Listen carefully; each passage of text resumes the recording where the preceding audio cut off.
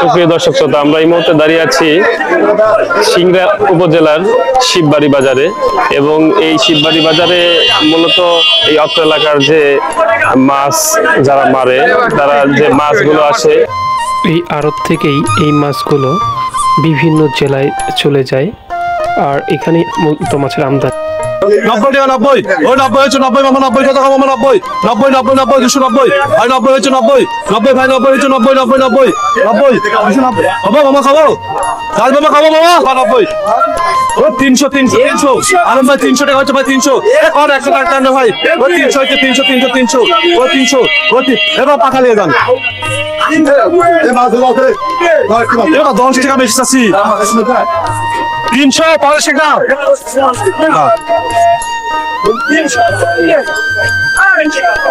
এখানে মাছের আমদানি কেমন? আমদানি ভালো ভাই। প্রতিদিন কি পরিমাণে মাছ আসে?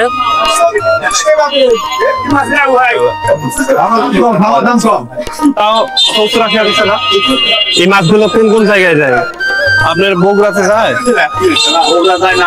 বগুড়া না আপনার আর এদিকে নওগাঁ। এখানে আপনি কি চলন বিলের মাছ শুধু না আত্রাই সিংড়া নদীর যে মাছ সেই মাছও পাওয়া যায়? চলুন আমার চলন বিল চলন বিলের নদীর মাছ কেমন আসে? নদীর মাছ। আপনার নাম কি?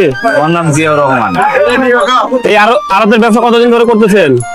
এই আড়তের ব্যবসা আমি অনেকদিন থেকে করি, তবে এই শুক্রানা বাজারে তার দায়িত্বে এই বছর আসতে করি।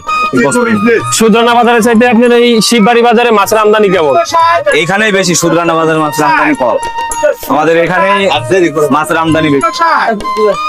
সারা কেমন পাচ্ছেন? এই এলাকার লোকজনের সারা কেমন পাচ্ছেন? ভালো, ইনশাল্লাহ ভালো। তবে সিজনের সময় আপনার মাছ তা মোটামুটি লক্ষ পার। প্রতিদিন মানে কি পরিমাণে মাছ ওঠে? প্রতিদিনের মতো এখন একটু কম, তবে এখন ওই যে 80-90 হাজার টাকার সিজনের সময় এলে ধরেন যে 2 লাখ 2.5 লাখ 3 লাখ টাকার মাছ। কি ধরনের মাছ আছে ওঠে? বয়লার, আপনার হচ্ছে পাতাশি, চেলা, পুঁটি, টেংরা, কানস, এই ধরনের সব। 450 460 70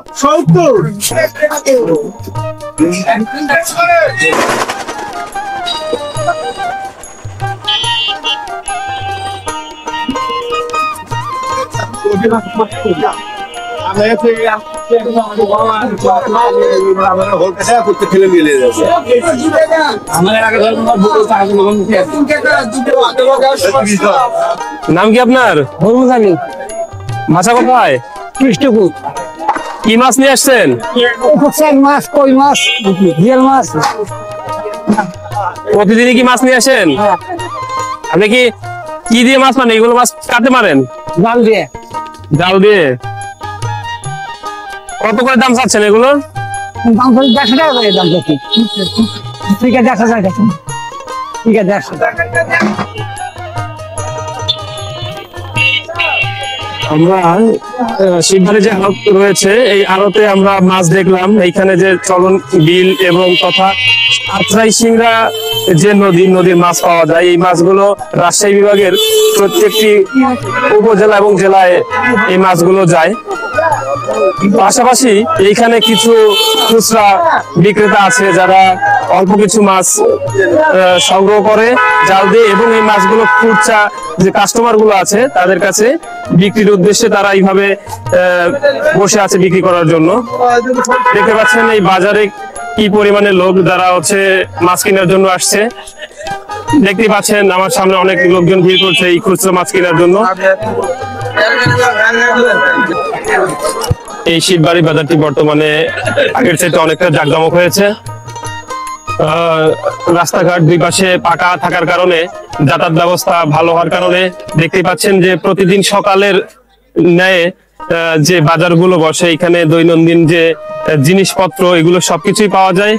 তুলনামূলক হাটের চাইতে বাজারে সস্তায় জিনিস পাওয়া যাচ্ছে এবং বর্ষার মৌসুম হওয়ার কারণে বিভিন্ন ধরনের বর্ষার যে মৌসুমের শাকসবজি এগুলো, পাশাপাশি বর্ষার মৌসুমের কারণে এখানে মাছের আমদানি সবচেয়ে বেশি আর এই মাছগুলো দেশের বিভিন্ন প্রান্তরে যায়।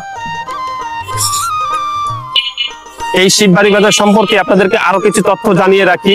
এই শিববাড়ি যে বাজারটি দেখতে পাচ্ছেন, মূলত এই বাজারটি আসলে সিংড়া উপজেলার একটি নতুন বাজার হওয়ার পরও এই বাজারটি বর্তমানে অনেক জাঁকজমক।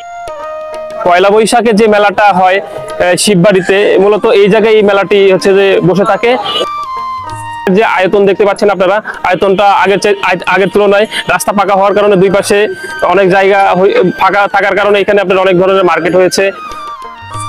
বাজারের আয়তনটা অনেক বড় হয়েছে। আপনারা দেখতে পাচ্ছেন যে লোকজনের লোকারণ্য অনেক বেশি এই বাজারে। আপনারা যদি শিববাড়ি বাজার থেকে দুধ কিনতে চান, তো দুধ বাজার হচ্ছে এইটি।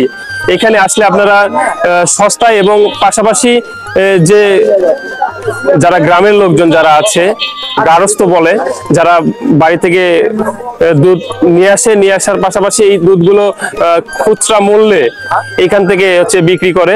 তো আমরা এই দুধ বাজারে যারা দুধ গারস্থ যারা আছে, দুধ বাড়ি থেকে নিয়ে আসে, তাদের সাথে কথা বলবো এবং এইখানে দুধের বাজার কেমন এটা আপনাদেরকে জানানোর চেষ্টা করব। আপনার নাম কি? আমার নাম জাহেদুল ইসলাম। আপনার বাসা কোথায়? চকপুর। হ্যাঁ, চকপুর। কি নিয়ে আসছেন? দুধ নিয়ে আসছি। দুধের বাজার কেমন?